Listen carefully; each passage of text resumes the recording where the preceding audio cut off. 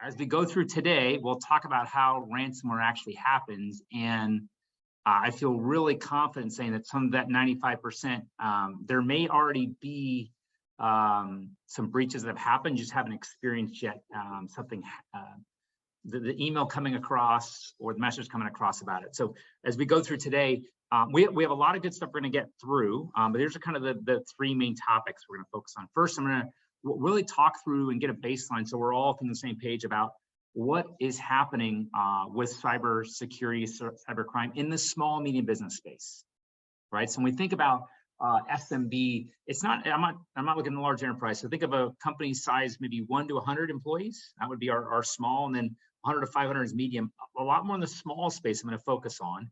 But if you do go to that 100 to 500 or a little bit higher, I'll touch on that. But I really want to make sure we're all on the same page of what's the environment look like. And then I'm going to really dive into the technology side. So for being from Intel, we provide a lot of underpinnings that not a lot of people know about. It's there. And so I'm gonna kind of pull back the covers. And I'm gonna show you some new stuff that we have in our 12th generation Core vPro. So you'll go, oh, that's where that comes from. And then I do want to make sure I allow some time for questions. So we're going to have that. And feel free throughout, if you want to chat and throw some in the chat, that's great. But as we go through today, just a side note, you've kind of heard a little bit my bio, but done a lot with the small, medium business space. I work in a lot in business peer groups where I work with different businesses around their technology and their business activities, work with a lot of different software vendors. So for people out there that maybe you've heard of like CrowdStrike or SentinelOne, there's a lot of other security vendors we work with, a lot also with the OEMs and all that. So if you think of Dell, HP, Lenovo, all those great folks, Microsoft. And so feel free, if you want to connect with LinkedIn, you can, more there. But I really, today, I want to make sure you just have the understanding that when we're talking today, you always see the big Intel logo, okay, it's the large enterprise. Today, it's actually going to be a lot more specific in that small, medium business space. And I think we should first start off all just thinking about, okay, when we think about cybersecurity, what does that mean? Because depending on, I know we've got a variety of different people here that may be network admins, you may be on the business side, you may be technical, you may be even a chief security officer. We all look at security a little bit different. And so I'm just going to kind of baseline a couple things. And first thing I want to talk about is just that when we think about cybersecurity attacks, they are increasing. Right now, I don't have the latest 2022 numbers. Those are going to be coming out in about 60 days from now. But when we think back to beginning of this year, when they published 2021, security kind of attacks and what are happening, the average weekly attack that was happening went up by 50% compared to last year. So year-on-year growth, 50%.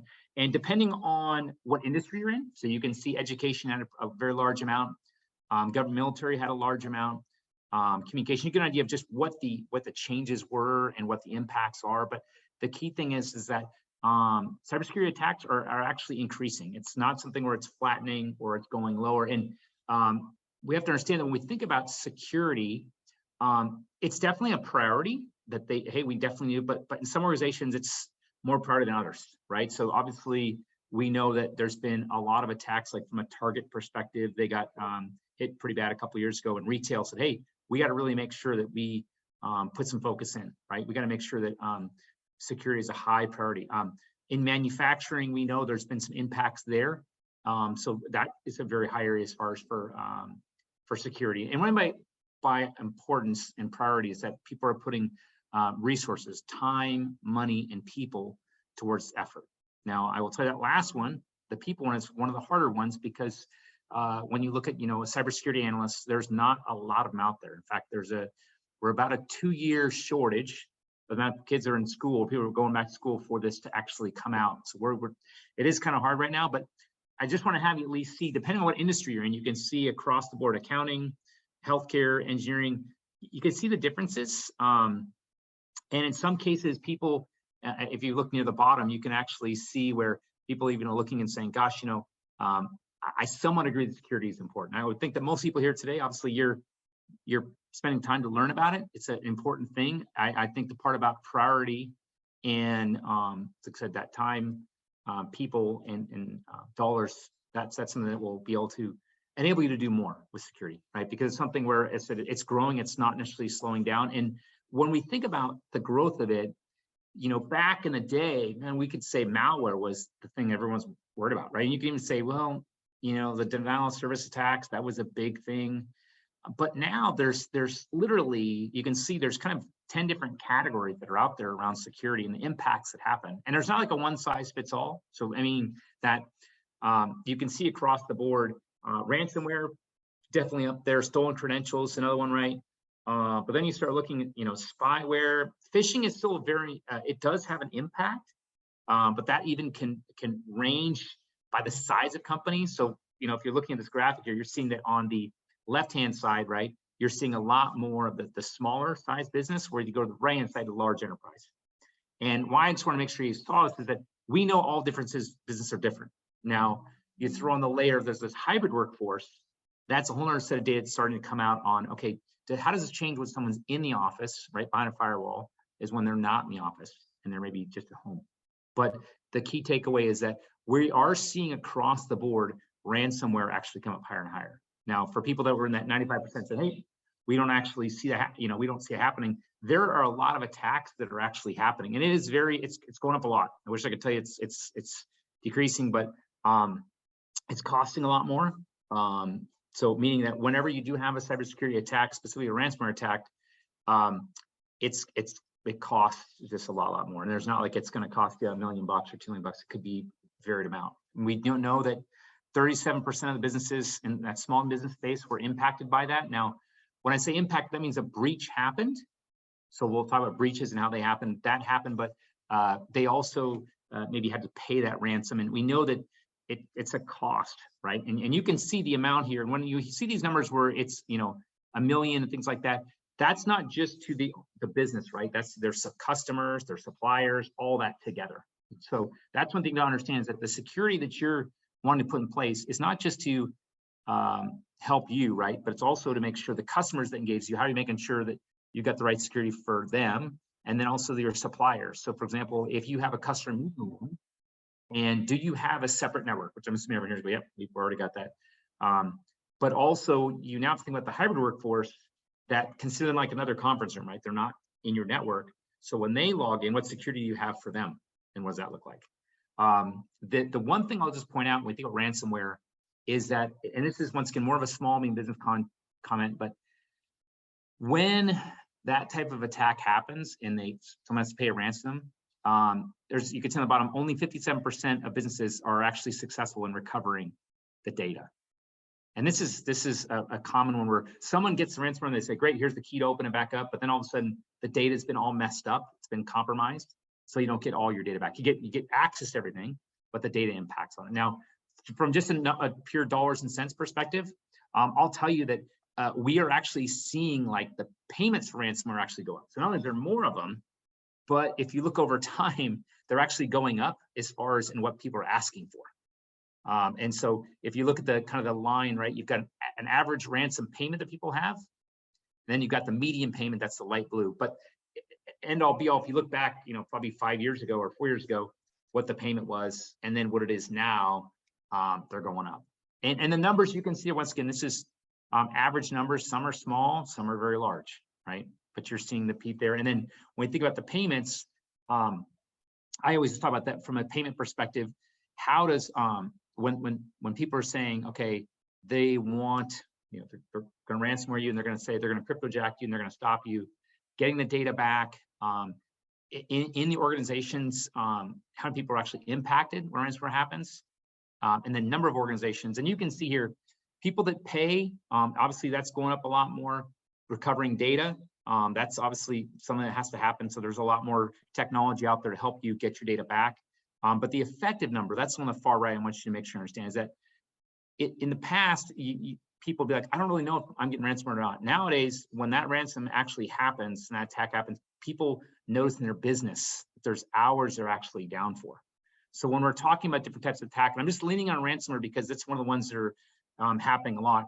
There is a lot of different attacks I mentioned before, right? And the reason why they happen, and I get a lot of people when I'm talking to different types of businesses, they say, why is security, why is it growing? Like, why is it such a big deal there? Why aren't they going to the large enterprise folks?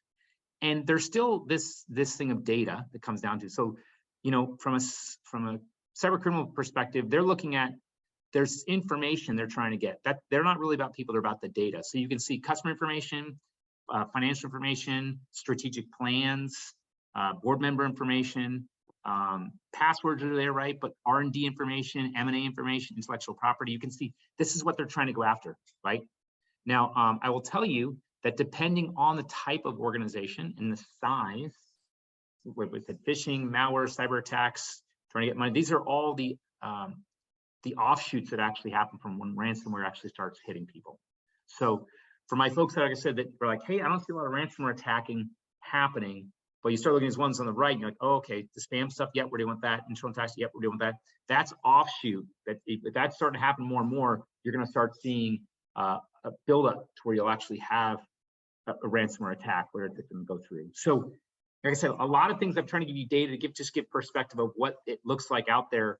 The interesting part is that organizations really want to get better at security, but they're not always have the right tools, right? So I know people here say like, okay, some of the stuff that we're talking about, we don't necessarily have a policy or procedure in place.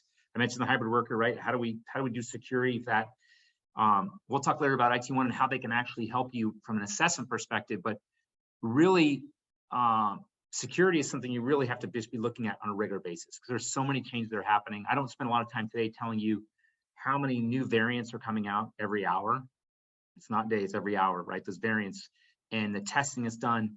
You really have to have a partner to actually be involved with this. It's just to stay on top. Once again, not just from your company's perspective, but your customers you deal with and also your suppliers. And you know, not everyone is actually going through and doing kind of an understanding or kind of an assessment of how their environment's happening. And you can see that, you know, every 6 months, once a year, once every 2 years, and this is stuff that gets pretty hairy as far as I'll imagine, you know, kind of look at it. And the reason why you want this is you want to avoid that downtime, right? And the downtime, this is where you can look at downtime. It's not just something that's going to happen for an hour or things like that. This can happen for a much longer amount of time, and it can be days where you're not accessing your information.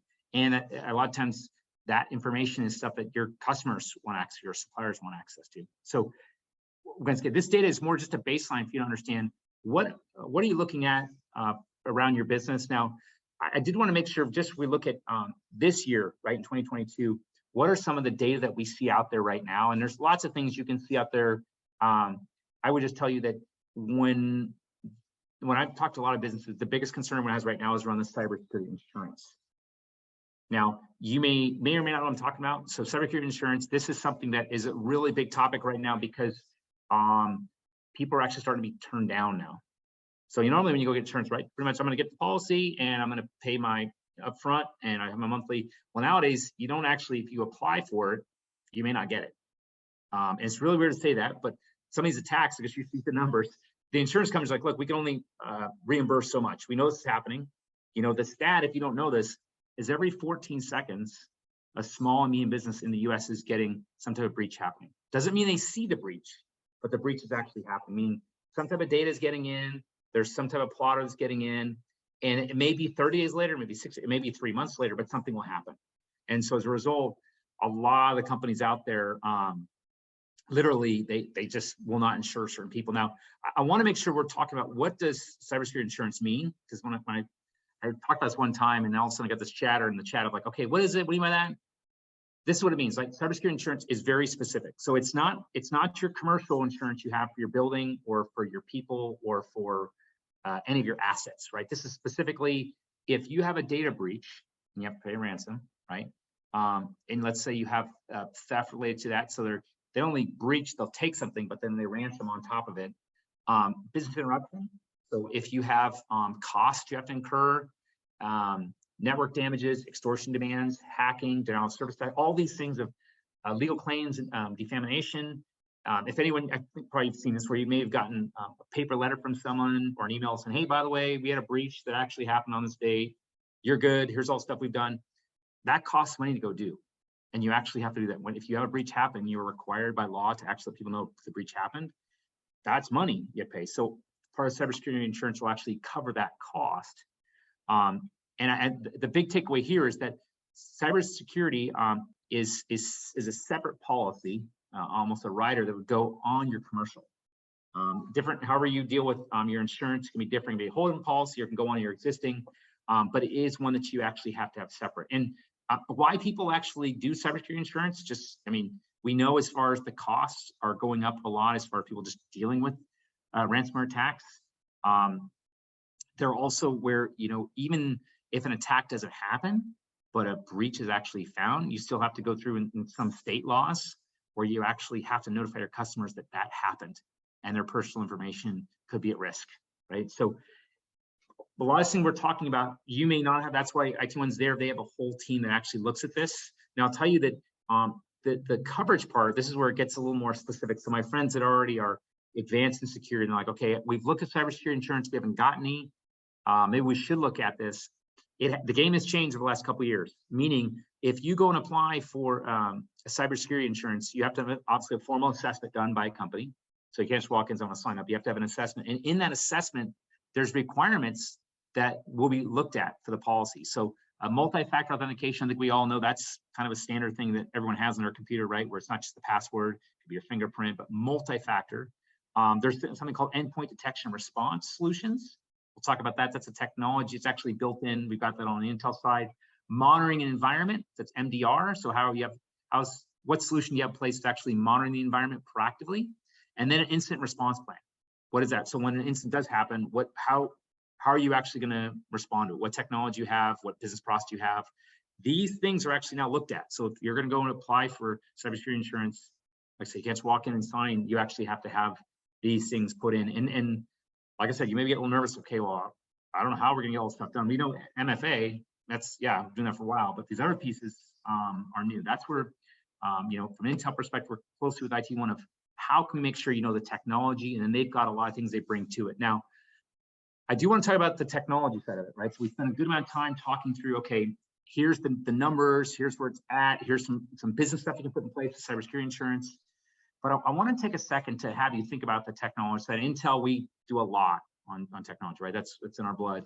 But I want you to see the different layers. So for people here, and I know there's a couple of folks here in what you do, right? There's the data and application layer of security, but then we've got a compute layer, a network layer, a perimeter layer, identity access layer, and a physical security layer. Most people do really good on the outside one, right? You got cameras, your business, yep, got that. But as you start walking down the line here, I would even say that it gets harder and harder and harder. And so, and to do that proactively, not reactively. So I'm gonna give you 3 technologies that have come out now from an Intel perspective. A lot of solutions you use today has Intel in it. In the upper right-hand corner, you're seeing something that says vPro. vPro is one of our platforms that we actually have. And the platform, and basically what it means is that Intel, we make not only processors, but we make kind of like little NIC, little Wi-Fi card things you have in your notebook. We've got access to boards that we haven't got even software. So all those pieces make up vPro. So if you see like a Core i5 processor, that's just a processor. But when you think about vPro, it's a processor, a chipset, a network connection, and firmware. All that comes together for vPro. What that enables is stuff we're talking about here. All right. So, and I think everyone, if in all your security conversations, maybe when you're done today, you're gonna go back and say, I learned some stuff about what our strategy should be for security. There's those 4 words are the standard thing for chief security officers. How are we looking at data? How are we, basically protecting everyone's identity here? What is our threat protection that we're gonna put in place? And then how do we recover? Those are the 4 big words. I would say that from an Intel perspective, we look at it as how do we protect, detect, and correct? Those are our 3 things. And as a result, you can see on the right, we have something called our Intel Hardware Shield. And that's kind of the layer that goes actually over kind of your notebook that you have.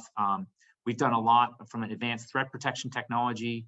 From a data perspective, we'll talk about that. And then really below the OS and on the hardware level, we've really tried to take a lot of steps forward to put security down on silicon with an evolution that we're doing. And today I'm going to show you a couple of the technologies we have. The first I'm going to focus on, and this is underneath that endpoint detection and response. Remember how to get in cybersecurity, you have to have those kind of 4 or 5 bullets. This is underneath the, that EDR that you have to have, right? So this is where whenever an attack is going to happen, and let's say there's a breach, right? When it gets put on the system, there's something that's basically put, it can be in the firmware, it could be put somewhere on your kind of the basic software level of your system, it could be in your BIOS, and it just sits there.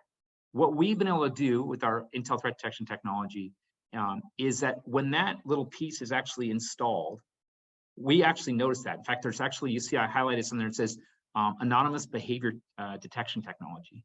And what that is that there's lots of stuff people download and they'll put things on a new application, update from Windows and that, but if there's something that's unique that's installed and it's just different, all of a sudden, if you look at that it says AI runtime threat here on the right there, these are these like those are little dots. Those are all different downloads that people go through their day. They're saving a document, downloading something. When there's something unique that pops up that the system's like, never seen this before, right? Those variants I'm telling you about that happen like every hour, all of a sudden that technology around advanced threat technology, it'll actually go and send a message to a, kind of an EDR system. So that detection and response system will actually get a message. This is below the OS, right? So this is not Defender, right? Microsoft Defender, this is actually just saying, okay, this has change happened. It'll throw up, and then that's a way that you can be proactive in a sense of people get in and they may wait 30, 60, 90 days to actually do something.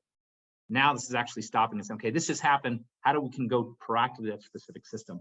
And lots of different vendors that are actually integrating this right now. And so there's not necessarily one specific one that's leading, but I'll just tell you that you're going to see a lot more around this part of EDR and really making it a lot more proactive. Now, I'll tell you from another part, these are the MDR part of that monitoring of the environment, right?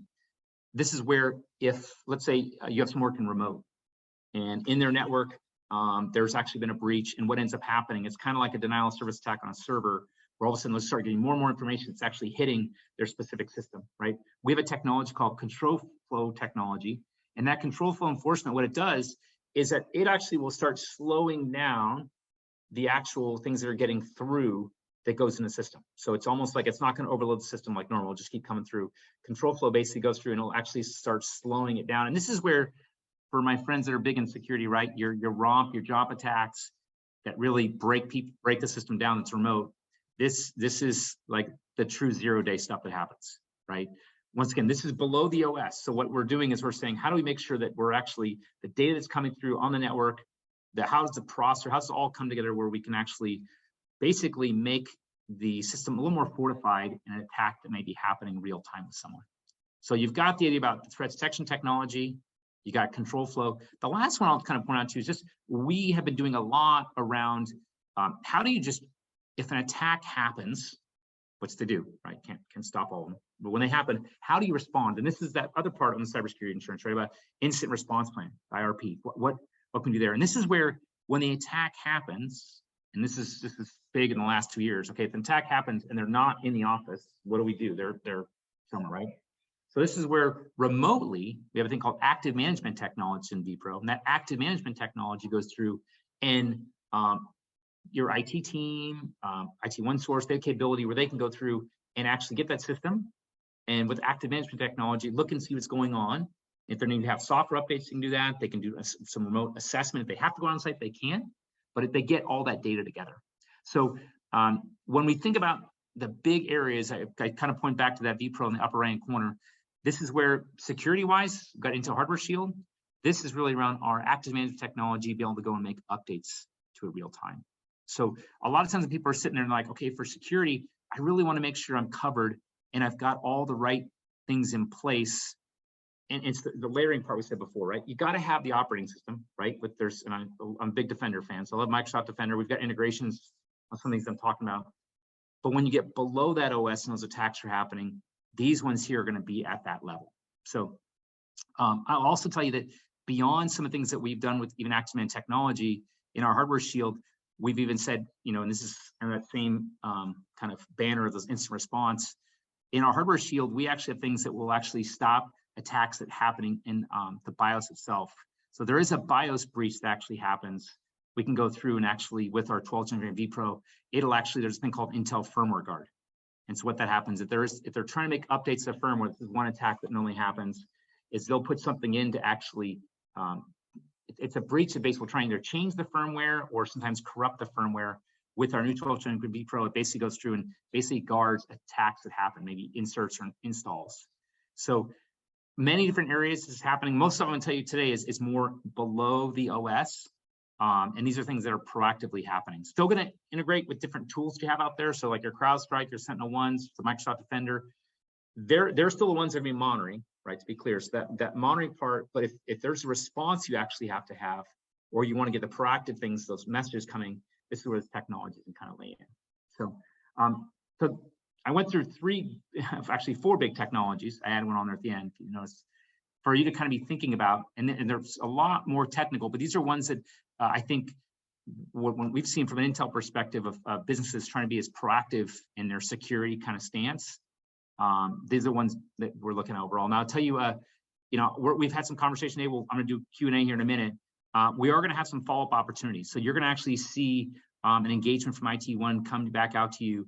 And the good thing is that they actually have kind of a cybersecurity discovery session that can happen with you. And they can actually talk through not only the assessment of what's actually happening, but also that thing around cybersecurity insurance, and then also cybersecurity training.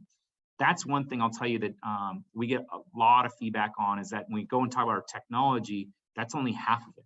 The other half is actually making sure that your security policies and processes are in place to be able to help on the human side, because that's something that really is, it's important to make sure that you're proactive with the technology, but you're proactive with your training. So, yeah, so that's what I got right now. If we want, we can look at some questions out there. And I don't know, Elizabeth, how you actually want to do that part, but I'm open for what they have. I know we had a couple that came in. Yes, thank you so much, Eric. This was super informative. So I'll feel free to either use the chat if you feel more comfortable, or you can go ahead and unmute, and we can go ahead and take questions that way. To start us off, I do have one that just came in. The first one is there a common attack that happens regularly that we should be watching out for, Eric? Yeah, that's a great question. I'm going to flip back because that is one that get a lot, and it's funny because it's hard to, depending on the business, Elizabeth, it's hard because over the last, sorry for me flipping, I promise you, we'll stop here in 1 second. Depending on the business and how much they have remote people, it can be a lot, right? And also depending on the industry that people are in. So I would say there's not one, and this I go back to, this is kind of the Skittle diagram of all the different ones that are out there. I would tell you that most people would say phishing is the number one thing because of all the email, and that gets to more the people side of, okay, they're just clicking on things they're coming across. I would tell you that in the last year and a half, if you look at a lot of security white papers come out and then just research, the shadow IT is probably the biggest part right now, where people are going through and they're in their home environment and they're using maybe a personal PC to get on the network.